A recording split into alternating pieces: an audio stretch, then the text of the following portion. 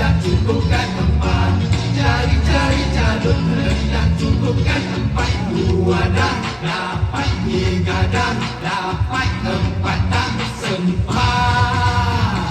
Sebelum berkeluarga, jalan-jalan berpintangan, pegang bahu tak mau lepas. Sesudah anak tiga, dah mula rasa nak pimpin tangan, isteri pun dah naik malas. Suami sepatu di depan, isteri di belakang.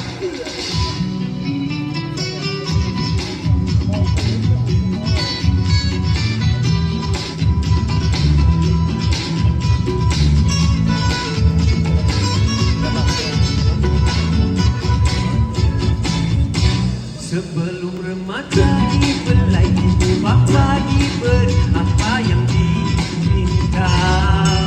Sesudah remaja dia kenal dunia, tak nak ikut cakap ibu bapa.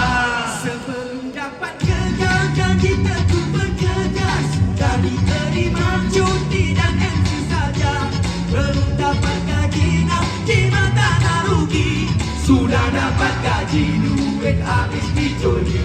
Sudah dapat gaji, duit habis dicuri. Habis dicuri di sana sini.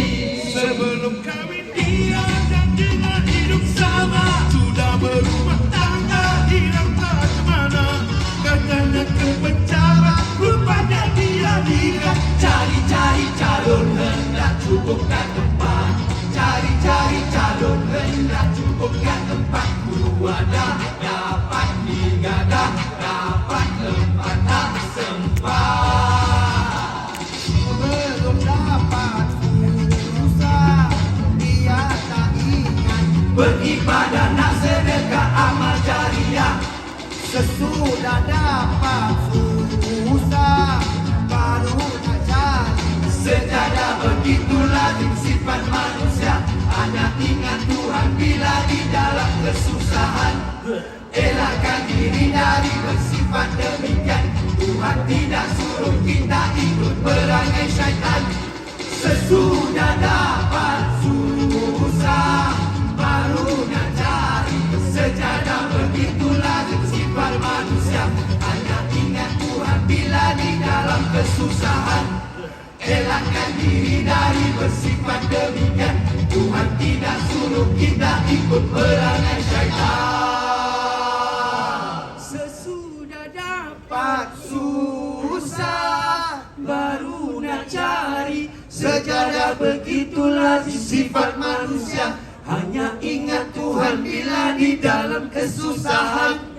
Elakkan diri dari bersifat demikian. Tuhan tidak suruh kita ikut perangai syaitan.